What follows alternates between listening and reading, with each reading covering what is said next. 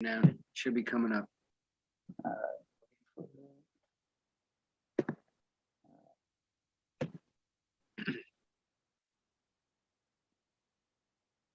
There we go.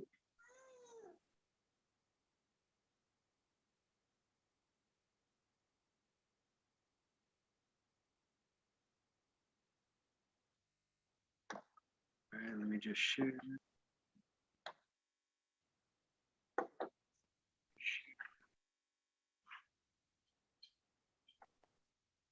After I graduated college, in the process of looking for work, I said to myself, wait a minute, I learned everything that ESPN is doing. I was on air, I know how to edit. I said to myself, wait a minute, I learned everything that ESPN is doing. I love how Carl's got to throw in his little advertisements on YouTube. Fans, you are in for another episode of the Fan Zone, brought to you by the Sports Hit List, by the fans, for the fans. I am your host, Mike Phillips. Alongside me, my main man, always jumping in the Coliseum anytime he wants to, my man, Manny Schefter. How you doing, Manny? Rough morning, rough day after that last night's punch in the mouth. Don't You worry, know what we we'll get needed? into that. We'll get into Yeah, we good though. Smooth day at work. Besides the hate that I kept seeing, Listen, I can't feel bad for you because I'm a Jets fan and I'm a Mets fan. So I deal with hate on a regular basis. I deal with people just laughing at me, on a regular basis. So today I laugh at you because your team finally showed their true colors. But we'll get into that, and we'll get into whoa, true colors. Settle down there, sir. But I will say we got a special guest today. We got Mr. Gary Sanchez's number one fan. His I already know where merengue self. We got Eddie coming on in a little while. He's going to be talking some baseball with us. But let's get right into it. We got week 4 football. We had a pretty good week all around. We had some pretty good games. We had Tom Brady coming home. I'll get into that as well as his coming home party was. As you can hear, Gigi, I guess, was excited about week 4 football as well. But with that being said, my New York Jets, we are finally on the right side of victory. What's funny is I had certain people texting me telling me they were at the game and it felt like the Super Bowl. And I said, don't do that. Don't say that first game we win of the season felt like a Super Bowl win. Don't do that. And that's what Jet fans do. It was a good game. It was an eye-opener showing that we could win some games this year, but it did show that we still have some holes we need to fix. And it all started when you come out with the first drive and you're like, all right, Zach Wilson, you got a new game. Let's see how you play. Goes 3-and-out. And he didn't even – he was overthrowing the ball. And I'm like, all right, what are we going to do here? And then all of a sudden, Tennessee starts going up. They don't really have any weapons. So Tannehill's really driving it to – Whoa. Weapons. Derrick Henry was a one-man team there, bro. See, you're jumping ahead of me. No weapons? In the first half, Derrick Henry was not a problem. He was a problem like he always is every game in the fourth quarter. He was not an issue in the first half. That's why they were only going for field goals. The defense stepped up. And I got to tip my hat to the Williams brothers. Quincy and Quinton, baby. They looked good. Phenomenal. They put Tannehill on his butt. They were stopping Derrick Henry before he got into second gear. The defense overall kept us into that game. Zach Wilson stepped up in the second half, started throwing the ball. He threw that 53-yarder. Oh, that 53-yarder was beautiful. But that was beautiful. He threw that interception, and I went, great. This is Mark Sanchez. This is Mark Sanchez all over again. I'm excited Mark about Sanchez took you to the AFC chip twice, man. What are we doing here? No. Wait a second. I got to say timeout on that. I'm a Mark Sanchez fan. Mark Sanchez did not bring us to the AFC Championship. That defense brought us to the AFC Championship. Mark Sanchez did what he needed to do to get us there, but the defense But fumble. really made us. God bless you. The defense is really what got us there. So when he threw that interception, I went, oh, great. Here we go. Another season like this. And then he stepped up. Listen, and he showed poise as a rookie. He showed heart. I do have to say, though, what was that 4th and 1 play in overtime? What was that call? You don't give it to him. You try to you have the quarterback running out, not running straight up the middle. You have him running out where he was pushed back for 7 yards.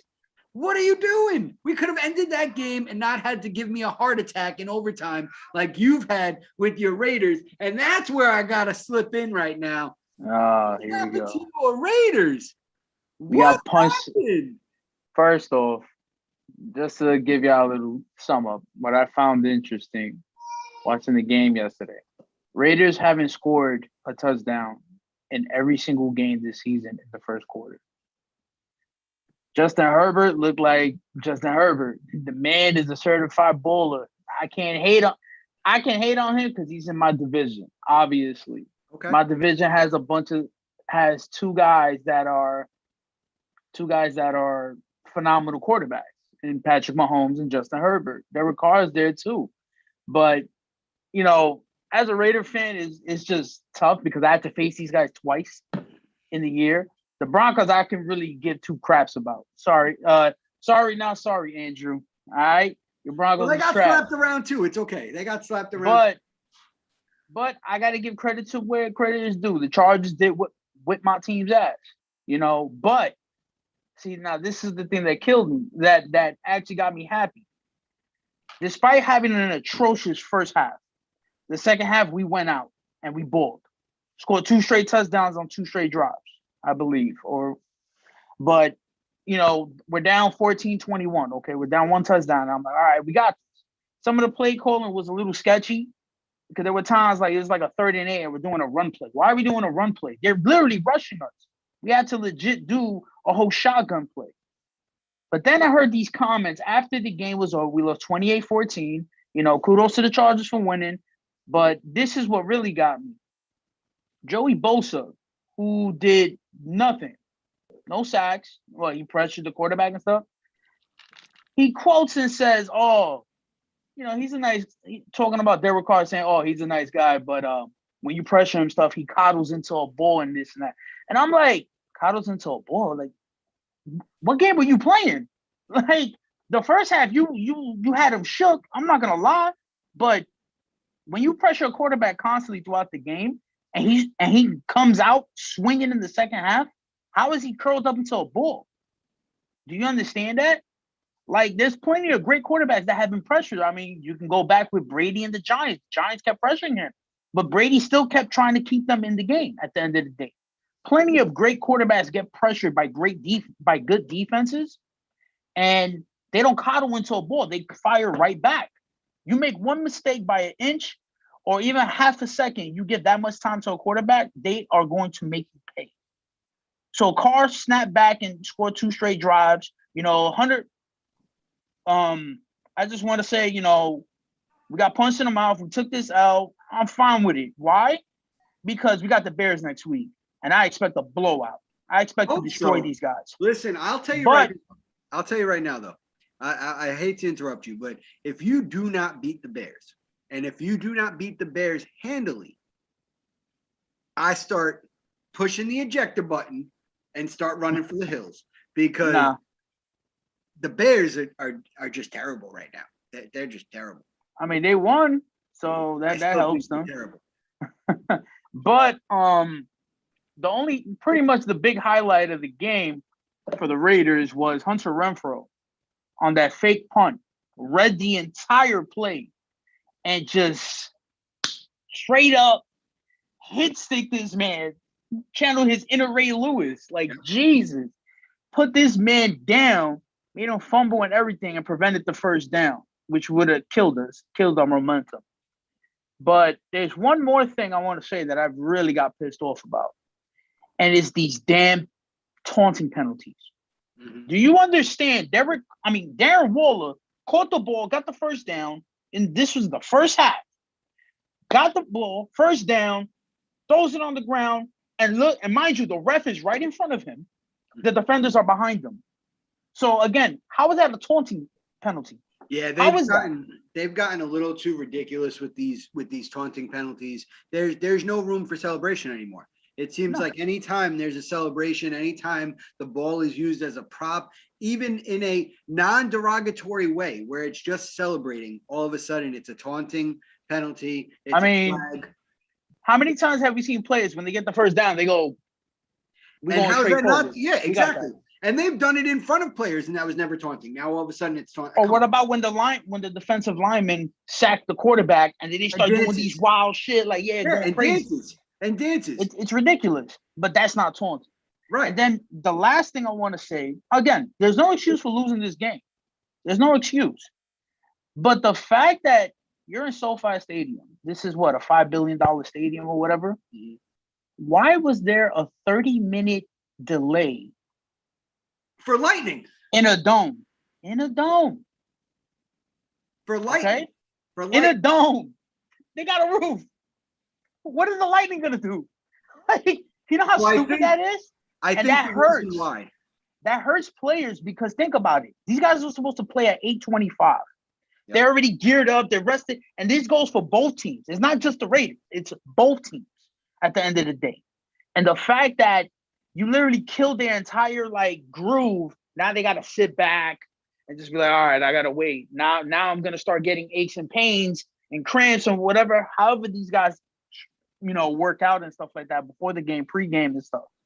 It's ridiculous. The only thing I could think of is the top, retractable or not. It's a certain material on top. I don't know what type of material that they were afraid with lightning that if it struck, it could cause damage. I don't know. I don't know. I didn't understand it either. When I saw that, I said, this is a brand new stadium and we're already talking about, these type of issues with rain delays. Yeah. And listen, I've never seen, once in a while you'll see lightning delays in football games, but that's for torrential downpour. That's for hurricanes. The stadium has a dome. Right. The roof was closed. So what is the lightning going to do? Is it going to strike down? Thor is coming down here or Zeus? Come on, let's be real now. So anyways, I have to say, you bring up Zeus, and I see someone kind of snuck in here. El Tortuga de los Yankees. We got Mr. Eddie himself. Eddie, how you doing? I told you to come on Tuesday, and I love it. You even dressed to impress. I appreciate it. Yep. And I came to celebrate.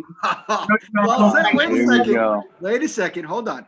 So before we get into the Yankees, before we get into the playoffs, as we do with every guest that comes onto the show, we need to know, and we already know one, El Tortuga de los Yankees, but who you repping with your teams? Because I know in the sports hit list streets, there's been a lot of questions on whether or not you a Nets fan or not. Mm-hmm. So we need to know who you truly repping. Okay, and all sports? Yes. Okay. Sport. I grew up as a New Yorker, so I repped all of the New York teams from when I was younger because that's what my father liked, okay? So for football, I'm a Jets, Giants, Buffalo Bills fan, but mainly I'm a Jets fan. Okay, I appreciate that. For hockey, you're going to be irritated by this, but hey. I used to rock the Rangers, the Islanders, and I also threw in the Buffalo Sabres, and I also threw in two other teams. Okay. I'll throw one in there. Pittsburgh Penguins, because I like, because I like that, I like Pittsburgh Penguins. I like the emblem and all that shit. But here it comes. I was a Devils fan too. Oh, come on, Eddie. Eddie, come on now. I like the Devils too. I know why Manny says you can get the Manos. Oh my God. Okay, in the NBA, here we go. Obviously, I'm a New Jersey Net fan. Okay? I'm in Brooklyn now. I'm a New Jersey Net fan, and my favorite all-time player in any sport, you guys would think it's LeBron James. It's not. He's not even in my top two. Number one is Patrick Ewing, so I'm a Knick fan. I was a Knick fan before. Okay. When they traded him, I stopped rooting for them, period. When they traded him— You were a Magic fan. No. You were a Magic fan when he was there. I wasn't. I wasn't. I stood to New Jersey. I stood with New Jersey. I was all right with that. But as far as it goes, I root for. Well, I'm a Nets fan. I've been a Nets fan since like the early '90s. You know, Since Yankee there. Yankee Dore, Kenny Anderson. We had a bunch of people, man.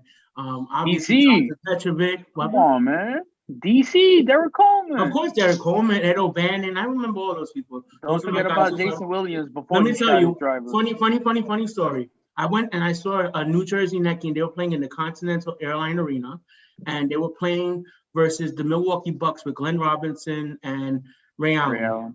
And George Murison hit about 30 shots from the 3-point line in a row. And I'm like, what? Like, how come he can't do this in the game? Like, I swear, and I'm like, George Murison hit 30 shots in a row. It was crazy. And what other sport we looking at? Football? I said the football already. Jets and Giants. Baseball, Yankees. Obviously. Baseball. Obviously, I'm a Yankee fan. I don't hate on the Mets like that. I'm not a Met fan who roots for the teams to beat our team, because Met fans tend to be every year Minnesota Twin fans. This year, you're going to be Boston Red Sox fans. And then after that, you're going to be Rays fans. Then after that, you're going to be Houston Astro fans. And even, let me tell you, even if they play the Braves in the World Series, which is what I'm hoping for, some of you will turn into Braves fans. Ain't that something? All right. Man, all right. Hold on a second. Hold on. Time out. Now you got to come to my Coliseum because you just tried to turn around and say that Met fans are fans of everybody that's against the Yankees. Facts. And that's true, though. Nope. Hold up. Wait a minute. All the club be hated with it. Let's do it. You try to tell me that I'm going to be rooting for the Twins. I'm going to be rooting for the Rays. The only team I'm rooting for, if it's against the Yankees, is the Houston Astros for poetic justice. Besides that, if the Yankees win, listen, as a kid, as a Mets fan, if the Yankees won, I was still going to the ticket day parade. I was still celebrating them. But don't you dare come on my show and try to tell me that I'm going to be rooting for other teams. I don't care. Me, baseball is baseball at this point. It's going to be who has the best scenarios, who has the best matchups. I now get to enjoy the game. Baseball, to me, is one of the best strategic games out there. Who do you put in pitching-wise? Who do you put in the lineup against certain pitchers? If we are playing Strategio, if we're playing freaking Battleship, baseball is right up there with those strategy games. So you can't tell me I'm rooting for other teams. I could tell you. Question, Eddie. Hold on, Eddie. Before you say anything. Hey, Mike, where are the Mets at right now? Oh, wait a second. Yeah. Wait a second. They hanging out with the Padres right now. Listen, you know where the Mets are? Chilling with Tatis. They hanging out with El Nino. They hanging out with El Nino. They're hanging out with? In that you see this baseball field? They're hanging out with You see this baseball field here? I'm going to tell you exactly. Right now. I'm going to tell you exactly where the Mets are. I'm going to tell you exactly where the Mets are. The Mets are sitting with Carlos Beltran at dinner saying, please come be our manager for 2022. You kicked him to the curb. He's still a part of the organization. No, you guys fired him. You guys fired him. You're gonna get fired. What makes you think he's gonna let y'all come? He's gonna come back and give y'all a chance. Time out. We're looking at Theo right now. We're looking at Theo Epstein to come in for president to be the president, right? Of operations. Hold on. Him coming in, he's gonna change that. He's gonna change that organization. He's gonna right the ship with Carlos Beltran. Carlos Beltran was not fired because of the organization. Carlos Beltran was fired because of the media. The media put pressure on the organization a week into his hiring, and because other managers, other players were getting so much heat, they had to make a move. With that being said, they had to. He was a part. He was implicated in it. He was a player when it happened, though. Exactly. He wasn't a manager. But he was still a part of it. So they needed to show that they were following suit with the MLB. You think they shouldn't have? No. Why? Right. Because the other two guys that were implicated, that were managers and GMs, they still got a chance to. They still got their job. Beltran because this is the thing that people don't realize, and we said this before in other shows as well here. That whole cheating scandal is him losing his job as the manager for the Mets is gonna affect him somehow with his Hall of Fame candidacy. Yep. Unfortunately, Yeah. as much as it sucks, as much as all of us root for Beltran wherever he goes, it sucks, and I feel like it is. I mean, it'll be great for the Mets, obviously, for Met fans to have Beltran as their manager, but Yankees get eliminated. I wouldn't mind having him come by. Yeah. I'll tell you Tony right now. Pena can't get a shot. Real quick. Go ahead, real Eddie. quick. Go ahead. Go ahead. Eddie. The New York Mets, Theo Epstein might actually help out the Mets a lot, but Theo Beltran is gonna go with El Nino in San Diego. Really? Well, You we think spoke so? about. That's where he's gonna that. go. Okay. If I'm him, I'm gonna be honest with you. It's a pipe dream for them to get Beltran back when you have San Diego that has all that young talent. If I'm him and I have a choice, even though San Diego did not make 500 this year, I'm going to San Diego because you got some stars. You got a lot of stars. You got pitching. If you stay healthy, you got a squad. I'm gonna give you 4 names that are supposedly up there on possible managerial positions. You got Bob Melvin, where they could possibly make a trade for him. Mm-hmm. You got Todd Zeal. They pulled out there because of his knowledge with the team and his knowledge. Miguel Cairo and Joe McEwing as ex-players. Mm-hmm. I don't agree getting a rookie manager, right? I need someone that has been not maybe to the show, not to the World Series, but has experience enough to be able to control a team. The reason why I say that, if we re-sign Javi Baez, you have the personalities of Javi Baez, Francisco Lindor. If you bring back Dom Smith, you also have Jacob deGrom, who needs to stay happy. You have Thor. You have a lot of these players that what we don't understand as Met fans is they do have certain personalities off the field. You need to be able to control this young core and be able to also control the clubhouse. If that clubhouse breaks apart, what do you do? With that being said, I don't know if managers more so the question mark right now than who do they put as a hitting coach and a pitching coach, because those are 2 positions that are lacking. Our pitching coaches, we need to do a better job solidifying who our 1 through 5 is going to be in our rotation and be able to really solidify how long they can go and who we're going to put in different scenarios. Yes, the manager has a say in that, but the pitching coach does too in different scenarios. The hitting coach too. Look at the offense we had and how stagnant they were in the second half. They were doing such amazing things in the first half. We come back from the home run derby with Pete Alonso, doing scuba diving as a polar bear, jumping in the water, smacking all these home runs, wearing all this gold. And we go stagnant. And that was one of the reasons why we fell out of first place within 3 weeks. 103 days. Huh? 103 days you guys went first. And I actually had Ja winning the division. You also had the Padres, but that's so okay. Thank you. I think we all did. I'll be honest with you. But And let me tell you. Go ahead. What I think here, there's 2 things. I know who you guys are probably going to want, but I'm going to save it for Manny because I know Manny's hoping the Yankees lose early so that when they fire Aaron Boone, they could sign his favorite, Tony Pena, right? Thank you. Okay? Yes.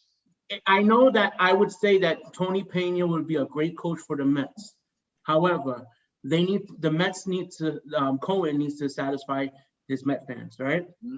And because you guys have rooted for the Minnesota Twins for so long, I have the outside feeling you guys are going to get Ron Gardenhire. Jesus Christ. We have not rooted for the Twins. Look how ready he's getting, Eddie. Look how ready he's getting. This man was definitely rooting for the Twins.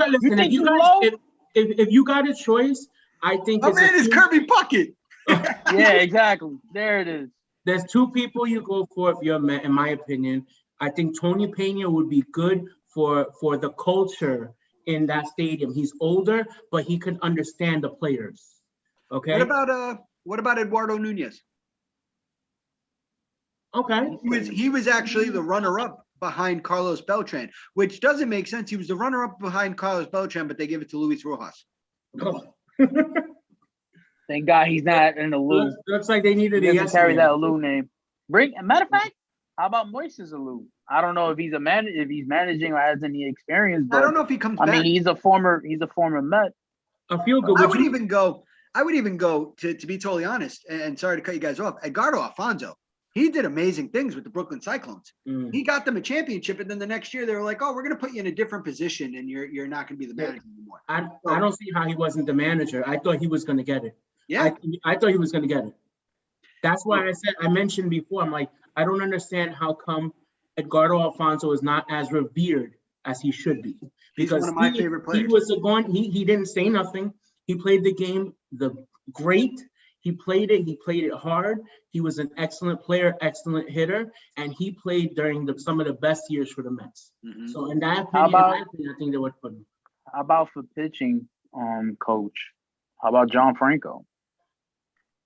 You know, I would say yes to that, but I don't think because he can help the bullpen. I'm saying if he's available or anything like that, I would do that. He would help the bullpen a lot. Absolutely. You know what it is? I sometimes fear bringing in fan favorites only because there are times where you bring them in and then all of a sudden they don't do so well, and it kind of takes away from what they did as a player, right? Like hurt their legacy. Yeah, it definitely will hurt. It could hurt their legacy, and I'm afraid of that. Like you bring in Chili Davis. Chili Davis was doing well. All of a sudden, he had a bad start of the season. They fired him, and now you don't hear his name anywhere when he was doing well with them. You know, Hojo, Howard Johnson was our hitting coach at one time, and then look what happened. Nobody really talks about him. I think of Hojo as one of the best hitters that the Mets had, during those 90s. So stuff like that. But as we move away from my New York Metropolitans, as they go off into the sunset and enjoy the sandy beaches in the winter. They should come right here to this field. Come to DR, learn how to play. As they prepare for the offseason, we still got postseason, boys. The postseason starts tonight. And we start with El Tortuga de los Yankees versus the Boston Red Sox. And I have to say, and I'm going to go on record here, I'm actually rooting for the Yankees. I'm rooting for the Yankees. Manny, don't give me that look. Don't give me that look. I'm not doing it for viewership. I'm not doing it for viewership. You are plotting. I don't want to hear it. You are plotting. There's something behind. I'm telling you right now, Mike, I know how you are, brother. I know how you are. You definitely saying this. You are being very suspect right now. All right? We ain't playing Among Us here. This is not Squid Game. You are playing Among Us right now. You are sus, sir. Hold on. Let me cross that off the list of things to say to Manny today. All right. We're good on that. All right. So with that being said, first, Mr. Gary Sanchez, #1 fan, I'm going to give you the floor to discuss with myself and Manny what you were saying all along as we start the postseason tonight. So, Mr. Tortuga, the floor is yours. Okay, thank you so much, Mr. Phillips. Thank you so much. Let's start from the very beginning. So proper. I was born on July 24th, 1984. And since that day, the Yankees have won 3,105 games. They've only lost 2,236. So that's almost 1,000 games over 500 for my career, okay? I've been able to witness 22 people being inducted to the Baseball Hall of Fame, Yankees, okay? I've seen 3 batting champions. I've seen the all-time leading pitcher in saves. I've seen 3 MVPs. I've seen 1 Cy Young winner. I've seen 2 Rookie of the Years, 5 world champions, 7 pennants, 14 Eastern Division titles, okay? And I say that proudly. That got one more I've person. never, what? 3,000 hitter. Oh, and 3,000 hitter, Mr. Jeter, okay? Thank you so much. And I will tell you, even in the even the down years for the Yankees. And there's been some down years for the Yankees. I remember in the early 90s, we were terrible. We were winning like 70 games, okay? 70 games. The stadium wasn't full. It was terrible. I've never quit on the New York Yankees. But I know some people, two in particular. No, I see. Oh, you're right. Okay, that's cool. Two in particular that quit on the New York Yankees. One is in that box below. Okay, the blue you know in the text you have green circles. He's the blue circle. Okay, he's the blue circle of the Yankees. You're the blue bubble of the Yankees fan club. Okay, and the question I have for you is, where did the guy who posted in October 9th of 2020, you posted a thread, a Let's Go Yankee thread, when the Yankees were playing the Tampa Bay Devil Rays. What happened to that man? What happened to that man who was celebrating the Yankees having a chance to beat the Tampa Bay Devil Rays? What happened? What happened? You know what happened? Uh-huh. He was disappointed. Mm-hmm. Let's not forget, on that live before Game 7, after Game 6, me and Chuck, Charlie Baldy, we were on live. Charlie was nervous. He was red. He was flustered. He was nervous as hell. And I kept trying to keep a cool, calm, collective approach and say, yo, Charlie, the Yankees got this. We going to the World Series. And what did they do? They failed. Again and again. For how many years have we dealt with this? And I got frustrated, not only because we lost to the Astros 2 years prior, even back-to-back or whatever. We lose to the Rays literally after their manager threatened us. This man cold-heartedly said, I got pitches in the stables as well. However he quoted it, throwing over 90. And I'm like, okay, this guy's talking smack. Let's destroy him, destroy his team, and that's it. He can never talk shit ever again. And what happened?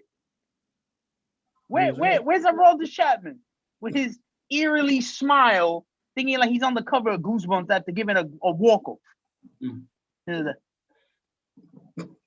That was him. After back-to-back walk-off seasons, we lose the season on that. Was I frustrated? Hell yeah, I was livid. Shit, a bunch of my friends, family members of the Yankee fans, even my father, we were talking about it and we were pissed. We were like, Jesus, Chapman came back, we got him for a steal, and he just gives up the game. Not only to the Astros, but of all teams, the Rays. So I was frustrated. And then this year I'm thinking, okay, we'll make some moves, we'll do something. We'll get pitching. Maybe we'll get some pitchers. We signed Cole to a massive amount. I'm like, okay, we're gonna have to eventually pay a pitcher for that in order to keep him. But then the Yankees, very slow start.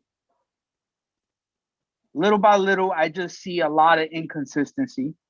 They could go on a 3-game win streak, and then against a really good team, and then the minute they play a crap team where we should be winning the games, especially with our best pitcher, we do nothing. We shit the bed. Then there's 100 games left in this season, and me and Charlie held a funeral on a Wednesday live show because we were completely done. It was just annoying.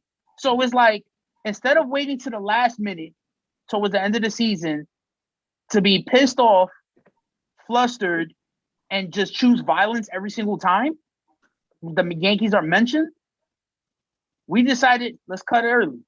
Now, do fans do that? A lot of fans do it. I got slandered for it from you and Deck, and it was rightfully so. So again, I got to give you and Deck your flowers. The Yankees did make it to the postseason, even if it's the wild card. Doesn't matter. It's still part of the postseason. But I thought a lot about it today before this live. And it's like, as much as I would love to see the Yankees get eliminated, I want them just to win tonight, just because I do not want Boston beating us. Okay? Okay.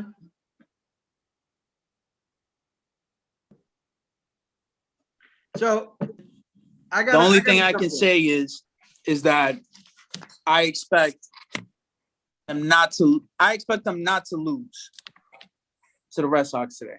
Okay. So I need to jump in for a second. You know, oftentimes Met fans are called emotional. But the soliloquy we just got from El Tortuga giving us his playwright of how he was a Yankee fan since he was born, and the men that he saw saunter through the field, and then we have Manny putting on funerals with less than 100 games left. Man, shut up! Your team is in the playoffs. Stop it. And yours is not. Exactly. But I have to tell you, shout outs to you, Eddie. I know you're going for your degree right now. Shout outs to you with the work you're doing on Sundays and stuff. I see it on your Instagram and stuff, but it's helped your writing because you just wrote a whole soliloquy about your experiences as a Yankee fan. So I appreciate that. Your autobiography intro. I have to give a shout out to two special people. And I'm just going to tell you that it's going to be a shameless plug. Tune in to Smoke and Mirrors. Okay. Two of my favorite people to listen to on the internet, on podcasts or whatnot is Steph and Greg. Okay. I want to reiterate that throughout the whole season, not only don't get me wrong, they eventually came around and became really objective on the Mets, okay? But they spent a lot of energy saying the New York Yankees need to trade Aaron Judge. We need to get rid of him. We need to do this. We need to do that. Aaron Judge is one of the two people who carried us to the playoffs in August and September. So I think that those two people owe an apology to Aaron Judge. Well, I'm gonna say something to you, and I owe you an apology in advance because we have the second individual that you were calling out in regards to the Yankee funeral that Manny decided to allude to before. Mr. Charlie Baldy, how you doing, brother? Well, I heard my name being dropped. I heard Eddie give a DBQ essay speech about Yankees lifetime. And this is the question that I have. Eddie, what has this team shown you this season that you feel confident they can make a World Series run? Well, as of right now, the bullpen is clicking right now, except for the one game on Saturday. The Saturday, they couldn't get an out. But in the past month, they've been playing high intensity playoff type games. The relief pitching has been excellent for the Yankees. Okay, we have dependable pitchers in the bullpen. So I personally think that the two moves that they made today by bringing up Allen and Velasquez been up, but starting Velasquez is a move in the right direction. What's been the problem? The problem's been producing runs. If you look at the postseason, the pitching has not been the problem. We would say every single year, the Yankees don't have the pitching to compete. And what happened?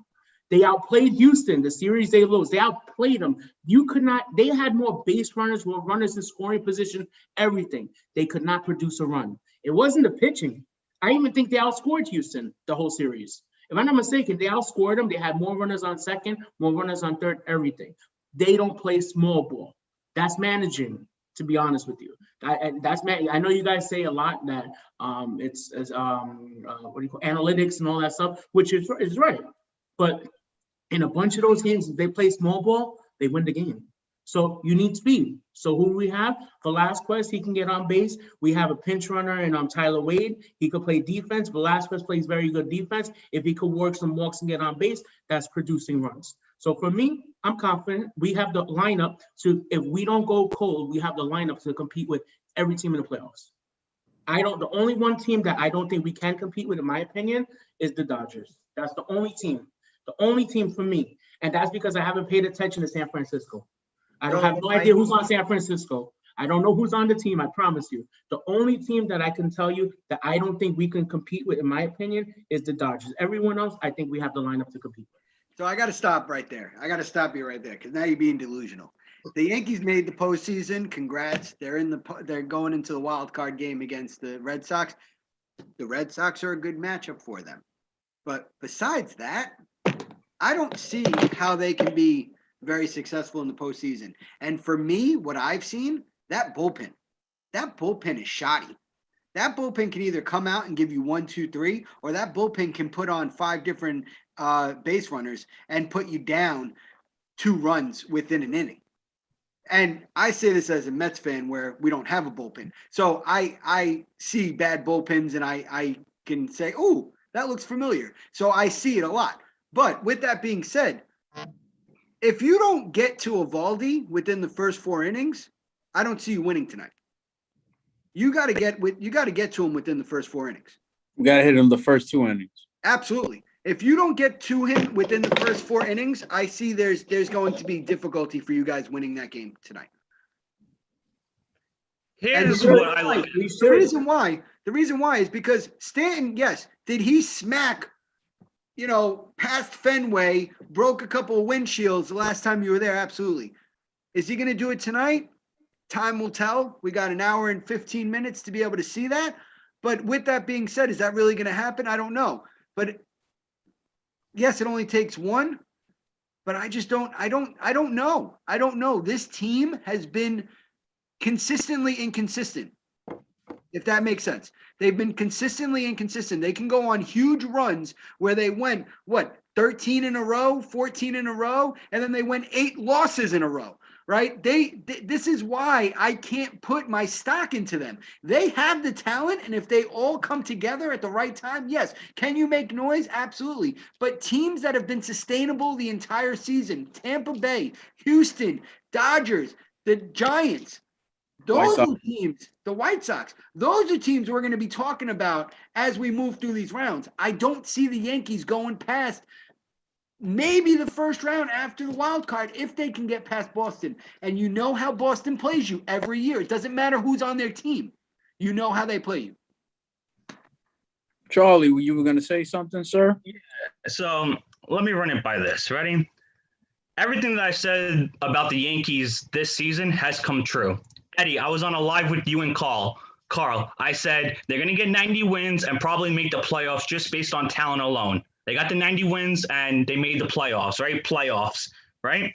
When Manny and I held the funeral, we even said, if Cole pitches the wild card game, how confident do you feel with Kluber going in a game 1 and then Tyon or somebody going in a game 2? And you look at them, Kluber was hurt. He's only made a handful of starts since he came back, and I don't think he pitched past the 5th inning, which you're going to need innings, especially now. Tyon's coming off the ankle injury. I mean, Cortez Jr. has been, a nice story, but do you trust him getting the ball, in a deciding, game 4 or game 5, assuming Cole goes game 3? And then Jordan Montgomery has had a good season, and I guess you would pitch him, but the rotation is spotty. And I know that they've held up over the season. They've had good innings, but now it's do or die. You can't afford these screw ups. And like Mike said, the bullpen is very inconsistent. And getting Severino back, which I said on the live with Greg, Steph, and Deck, getting Severino back into pen will be a major weapon, a very Dylan Betances-esque, guy, because he's shown it before. And that will help. But besides Severino and Loaizica, who do you trust in that pen? Do you trust Chad Green? How many times have you wrote in the chat that, Chad Green's coming in and then it's bombs away and he's serving up 97 fastballs right down Wall Street, right? And then Chapman, how many times have you, talked about Chapman and how the Yankees should have went out and got Craig Kimbrell? Yes. Have you not said that?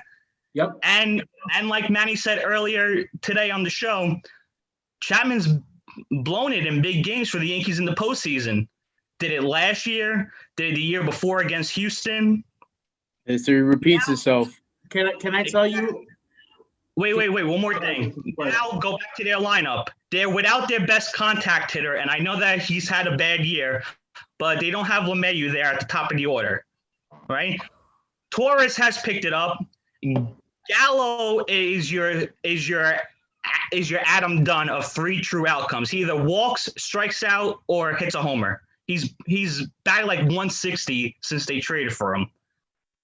So the lineup is still, outside of Judge and Stanton, the lineup's shaky. And I give kudos to Stanton because I'm usually hard on him because I don't think he should be a full-time DH, but he put up good numbers this year and he stayed healthy, which is 2 big factors. And if you're going to be the full-time DH making 20+ million, that's what you got to do. So besides those 2 guys, the lineup's shaky. And it's the same constant problems with this team that we saw last year, in 2019, and in 2018.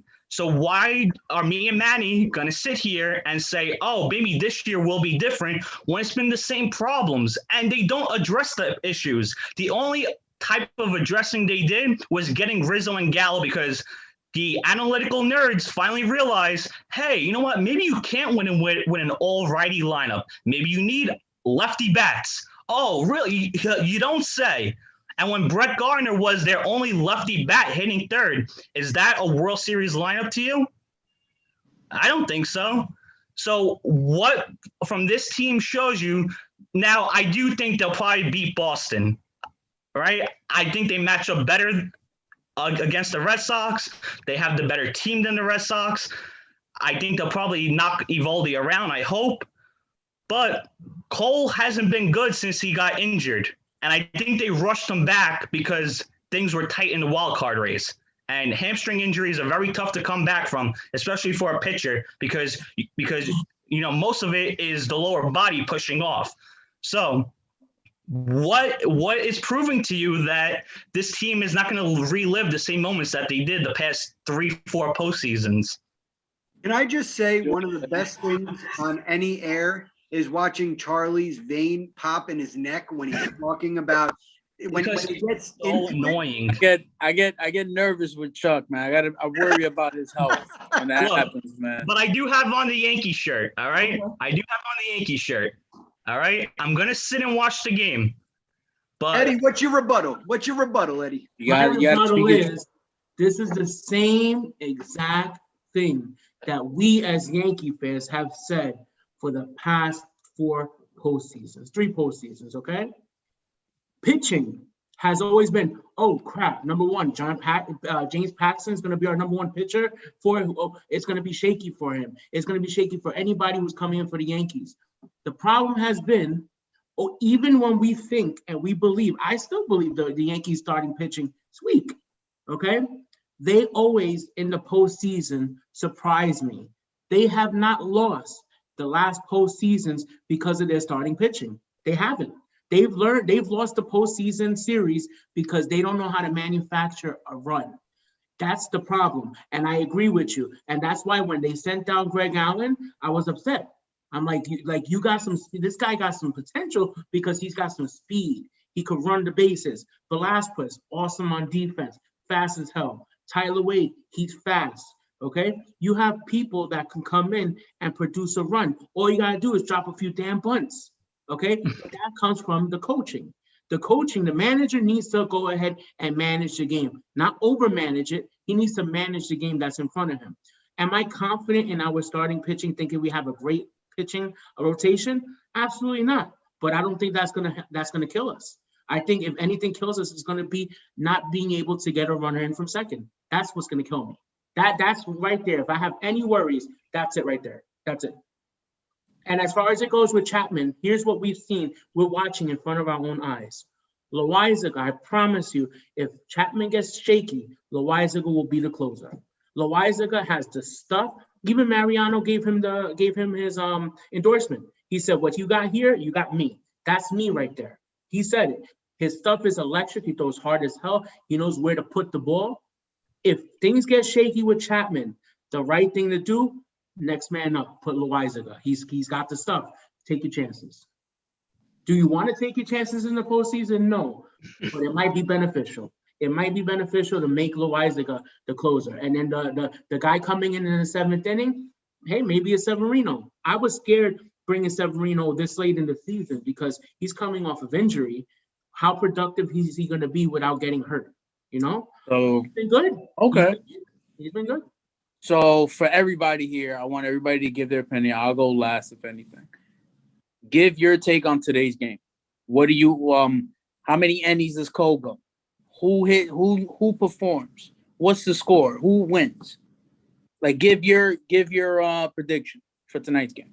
I'll go first just because I'm not a Yankee fan as an outsider. But you're rooting for us, so let's get that correct. Yes. As you say, I have something up my sleeve, but yes, I am rooting for them. But I am going to say, if I'm being realistic, Cole goes 5 1/3. The final score 4-2 Boston Red Sox. I'll go because let me go because Chuck is going to be thoughtful. So I'd rather save it. I'd rather save it for him. Okay?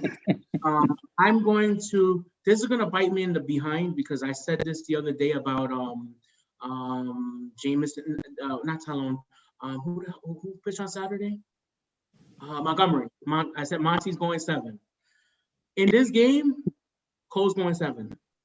He'll go 7. I think he'll give up a run. I'll say 1 run. I'll give him 1 run. Okay, I'll give him 1 run. I say about 8 strikeouts. Okay. I say he's going to be dominant. I have 4-2 Yankees winning the game.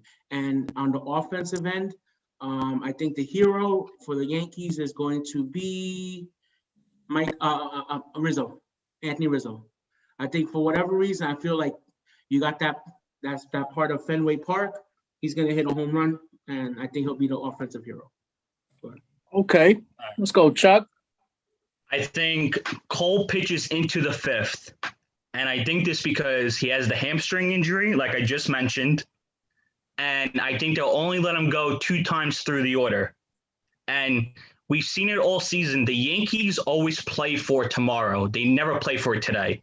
And we saw that against the Rays where, like Eddie just said, Montgomery was out there and they basically left him out there to die, knowing that all they needed was a win to get in. And they left him out there because they were playing for Sunday, knowing they would have had a rested pen, all their big arms, and they got lucky that they won. It was a 1-0 game. So I think this is more of them playing for tomorrow, and they'll want Cole back maybe game 2, game 3 if they advance. So this will be them playing for tomorrow. Cole will pitch into the 5th. Once he goes 2 times through, as soon as he gets into trouble, he's coming out. I think they'll be down 4-2 late. They'll get to the Red Sox pen, which has been shaky, and they'll win 5-4. Okay. So my prediction, Dan, I say Cole goes 4 innings. I feel like 4 innings, solid, but I feel he'll give up 1 run, like Eddie said. I feel like he gives up 1. Then the bullpen pretty much loses it for us in a way, like giving up a lot of runs, the bullpen, but I see the hero for the Yankees. I had the Yankees winning 6-3. And I feel like the hero, the unsung hero, I hate to say it, but I feel like he might shut me up. And I think Brett Gardner, one last rod. I feel Brett Gardner is going to somehow shut me up and prove me wrong.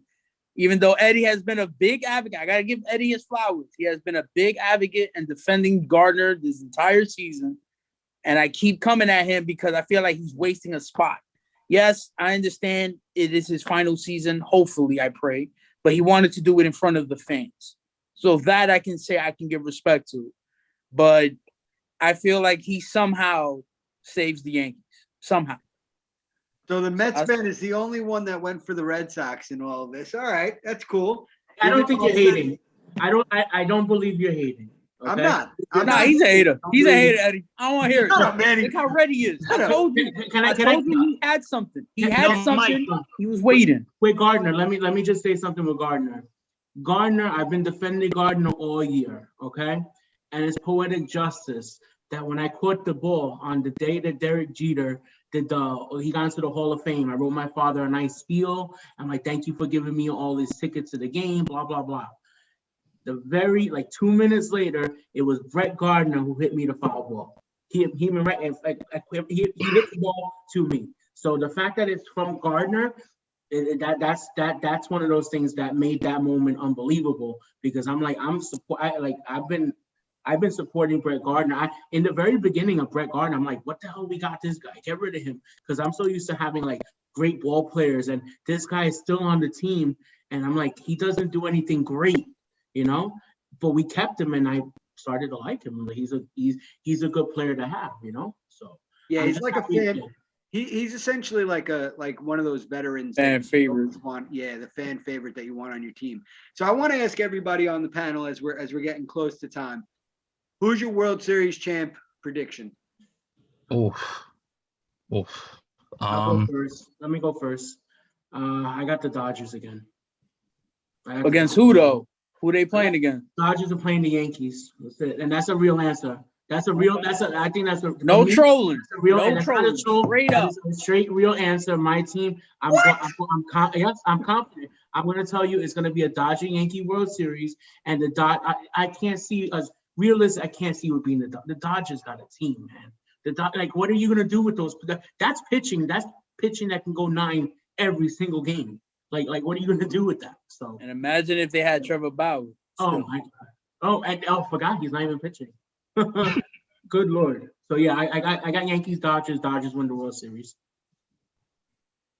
All right. Well, I was on Twitter before, and MLB posted a thing where it's like, stop on the video to see who the World Series matchup would be. And when I paused it, it was on Astros Brewers, and I think I'll go with that. I think it's going to be a redemption tour for the Astros. I like what they did with the back end of their pen. They have proven winners on that team in Correa and Altuve, Bregman, so on and so forth. And on the Brewers, I really like the Brewers because they got 3 pitchers that they could throw at you, and Burns, Woodruff, and Peralta. So those are the 3 guys that I would take in a series, especially against the Braves, who played well to finish. And I do think we might see a vintage Adam Wainwright performance tomorrow against the Dodgers. And how crazy would it be for 40-year-old Waino to go out there and defeat a team that won like 106 games? I wish he played against the Mets one final time. I wish that. Really? Poetic I was trying to be justice. nice today. I had to, Mike. I came in to, with my Mike. happy pants on, and you trying to get me to get red? Stop it. Oh yeah. Go ahead, Manny. Who you got? So I believe Sean Kiernan, he posted it on his page, and a bunch of us responded. I actually, in the very beginning on Smoke and Mirrors prediction, when we were doing the predictions, I had the Padres and the White Sox.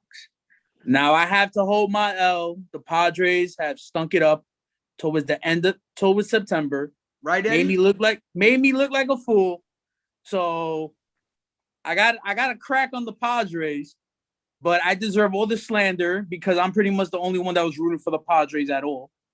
I don't see the Braves making it because no Acuna. As great as their team has been playing, no Acuna, that hurts them. As a bat, I mean, they can have potential, but I just don't see them. I see somehow the Giants actually make it past them.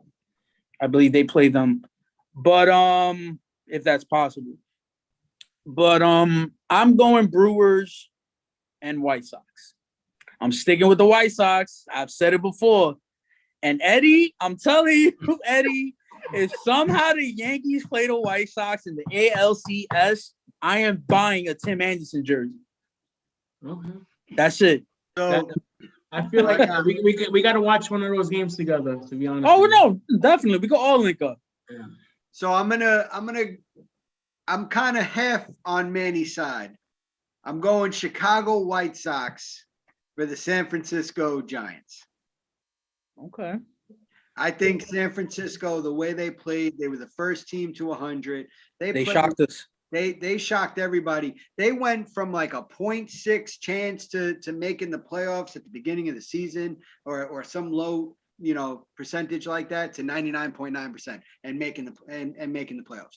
I think, Chicago has played, up to their abilities. They got young core talent that I think is going to make some noise in these playoffs. And that's what I love about this entire playoffs. If I can just go on the side for a second, the young core talent that we're going to be watching in this playoffs with some veterans on the Yankees, on Boston, and even on the Dodgers, but this young core talent, the Major League Baseball is going to be in some very good hands for years to come. I am upset that Manny's boy Vladdy couldn't be in there this wanted it, man. and we couldn't have Tatis in there, and and a couple other young studs. But the way we've seen the production from these athletes that have been coming out of these minor league systems is phenomenal. And I hope it continues to grow. And this is why the minor league is important. I know some teams have lost some of their minor league farm systems. This is why it's important, because you groom these players to succeed. We're seeing it now as we are starting to pass the torch from these veteran players as a Gardner, who will most likely be retiring after this year or moving on to the pastures and be like old Yeller after this season. And you got people like a Tatis and a Vladdy Guerrero Jr. and Legacy. Even the Bo Bichette and stuff like that. Those players are going to be the future. With that being said, I'd like to also give a shout out to our main man at Smoke and Mirrors, Greg, Steph, and Deck. I know you've been getting a lot of praise today, but we do want to say here at the Fan Zone, we appreciate what you're doing at Smoke and Mirrors. Keep it going. The analysis that you guys have been giving on baseball and football, especially the insider views. I don't appreciate some of the things Declan says, but that's a different story. It's like Manny doesn't appreciate some of the things I say, but that's why you have hosts and co-hosts to be able to compliment each other, and you guys are doing a hell of a job. Keep it going. And to our maestro, Mr. Carl Coulange himself, look at 4 individuals that you just started talking sports with, and it turned into so much more, as you see in front of you right now. And also, as you are seeing with Smoke and Mirrors, what became just friendly banter has turned into so much more, and we have to continue that. But before we end tonight, Manny, I know that for the Sports Hit List Streets, you got a Hands of the Week that we're all waiting on. So take it away. I mean, I want to, but the thing is, we got to allow the guests to also give their Hands of the Week. So I will give mine last. Okay. I will allow Eddie. Let Eddie go first to give his Hands of the Week. Now remember, Hands of the Week is for anybody. It could be me too. You could throw me in there because I know where you live, so we can catch these hands real quick. You can put me and Charlie in as a Hands of the Week, but I like that. I like that. Listen, as our guest, we would love to have you go first. So Hands of the Week, is it from people in the chat, or it could be people in the anybody, player, athlete, umpire, Rob Manfred himself. Hands of the Week. I can't go baseball with this. I got to go basketball. I have to go Adam Silver. I have to. I think that the ridiculousness. Now, I don't have a strong opinion on the vaccination, because for me, I don't feel I can't tell you to get a vaccine, because I can't intelligently explain what's in it, what's the side effects, nothing. I can't do that. So I don't have a strong stance on it. But the simple fact that a basketball player from the Brooklyn Nets, like Kyrie Irving, cannot play a home game, but then he goes to Golden State, that also requires you to be vaccinated, but he's allowed to play in Golden State. And let's say Wiggins wasn't vaccinated. Kyrie can't play a home game, but Wiggins could come into Brooklyn, be unvaccinated, and play a home game. That makes no sense. Nothing at all. So my Hands of the Week is definitely going to Adam Silver. It might go to the Players Association, whoever made that stupid rule. That is stupid. That is so stupid. It's either universal or not at all. That's my thing. So Hands of the Week goes to Adam Silver. All right. I like that. Charlie, what you got? All right. Well, let me just say, if the Yankees lose, my hands of the week will change because at 11 o'clock, they're going to go to Eddie. And we're going to go live because I want to hear the thoughts on the game and how they broke his heart again because they're not breaking my heart. I have no expectations. Me either. So, Manny, we're going to go on the live at 11 Oh, yeah. If they lose. Can I go in? Yeah. We calling you first. Good. I'm gonna leave my computer on. It will be the apology tour. We're gonna have everybody come in. Eddie, Declan, Carl, everybody that Oh, talk. can I come on? Can I come Everybody. Nah, you're not Everyone's allowed. going to apologize to Manny and I. If this team falls short, they're gonna apologize to us, Manny. But on a serious note, hands of the week are all the clowns out there that doubted Zach Wilson and the Jets and talked there and complained and called him a bust for the first 3 weeks as if you didn't understand the game of football and now realize that, not every player is going to show up like a Pat Mahomes and start killing it, in the first game. Gotta let these guys marinate. Gotta let them get used to the NFL game. And he went out there and he did his thing and he looked like he had potential. And now I'm not saying he's going to be, a Hall of Famer and the franchise quarterback of the future. But for everybody who said he was a bust, you can refer to the Eli Manning picture on Monday Night Football from 2 weeks ago. And that's all I got to say because everybody likes to rag on the Jets. Right? Yeah, exactly. And how, Hey, no gang signs. No gang signs. Especially the Panthers fans that were saying that they should have kept Sam Darnold and everything. I want to see Sam Darnold make the throw to Corey Davis that Zach Wilson made the other day. That's what I want to say.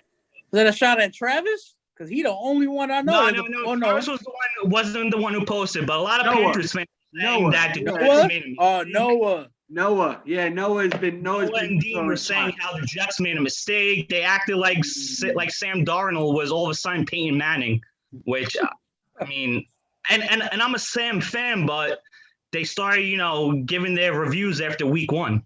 And I'm sure they don't feel the same way now. So that's all I got to say. So they get the hands of the week. Okay. So before I give my hands of the week, we have not addressed it yet. And that is my hatred towards the GOAT of football. That is Tom Brady. And I want to give my applause of the week, my tip of the hat of the week before I give my hands of the week. And that's to Tom Brady, being the 4th ever quarterback to win against all 32 teams. It was not easy for him to be able to go into Foxborough and to be able to play against a fan base that thought of him as God. And then once they started the game, all he heard was boos, and that can't be easy for someone. And obviously, Foxborough, New England fans, they're always going to go against a quarterback. Doesn't matter if you were their star. If you're now playing against them, they want their team to play well. But my hands of the week is twofold. One sports, one non. The sports one is stop talking about Mac Jones after one game against Tom Brady being the next coming of Tom Brady and going to be better than Tom Brady. The stats they were putting up are absolutely atrocious and ridiculous. He had a good game, fine. Just remember something. Tampa had some of their defensive players out because of injury. They had Richard Sherman that was just signed on Wednesday after, over 200 days without playing? Cut it out. Mac Jones is going to be good, but you can't turn around and say after 4 games he's going to be the next Tom Brady. Do you have a stud right now? Yes, but within a couple of weeks, as we all know, when we see these young stars, it can be stud to dud. So please calm it down a little. Don't make the comparison to Tom Brady, and that is coming from someone that has always hated on Tom Brady, but you can't take away from the legacy Tom Brady has had, and it continues to have as a player. To turn around and say Mac Jones is the next coming of him is not a good stat at all. And my second hands of the week goes to our government in regards to a lot of these mandates that have been put in place, and a lot of different individuals, whether in the medical field or our educators, that had to say goodbye to their jobs because of a choice, because of a feeling. because of their personal opinions on the vaccine.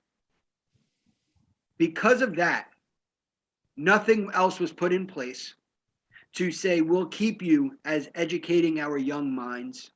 We will keep you in those ERs as we celebrated you while so many people were coming in on life support during the last 18 months. But now you go from friend to fraud. I don't like that. Keep the same energy. These people have put their lives on the line. These educators, I've seen it firsthand. Even if you're vaccinated, you could still have symptoms. You could still have COVID. You could still pass it along.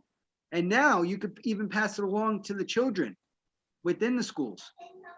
Now, I'm not going to get political here and ask people's opinions on the vaccine and stuff like that. But what I am going to say is my heart does go out to those educators, to those medical physicians, to those nurses that now don't have their jobs and their livelihood because of a choice they made. I think it's wrong on that end. And that's what I'll say is my two hands of the week. All right. Unfortunately, I can't really mention the elephant in the room pretty much regarding that based on my career actually right now. So unfortunately, I won't be able to say that only behind closed doors if anything, just to be safe. And I'm like, I can't lose my job. But my hands of the week goes to Roger Goodell, my favorite commissioner. God, I hate him. You know, it's just, he was at the game yesterday, but the fact that you allow a 30-minute delay, thunder lightning delay with a roof in a dome stadium, you call it a half hour. You can't, you're the commissioner of the NFL. You're telling me you hear lightning outside the stadium in a dome and somehow it affects it? No, that's one. My other hands of the week is Andrew Hernandez. I still don't understand how this man still has a job. I swear I better not see him in the playoffs. I was actually shocked.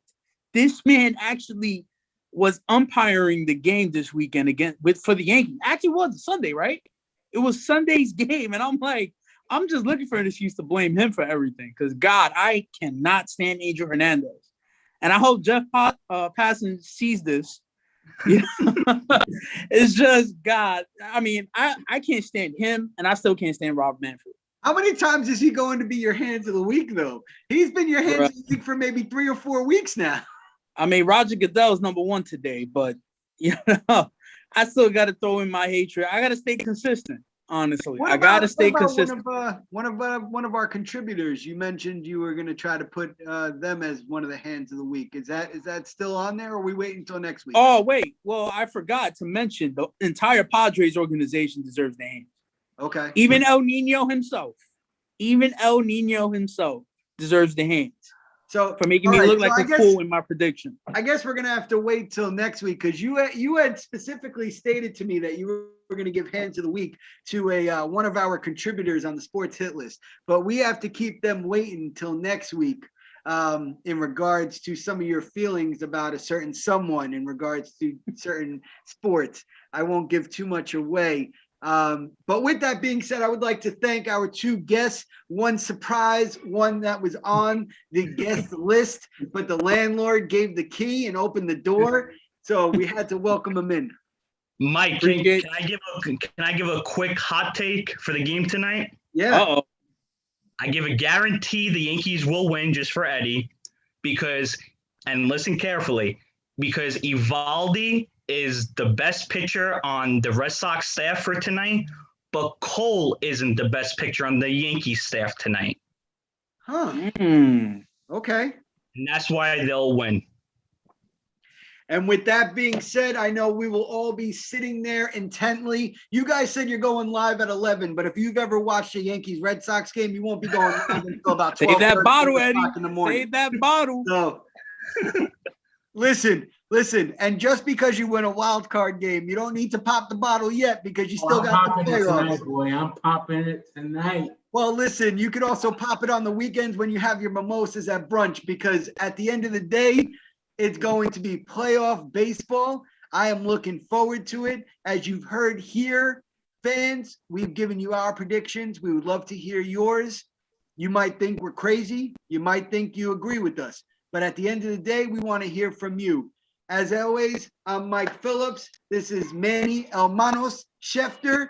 Yes, Thank sir. you to El Tortuga de los Yankees. And thank you to my man, Chuck. We appreciate you. This is the Fan Zone. We'll be here every Tuesday at 5 p.m. Have a great night. And let's go, Night, fellas. Yankees.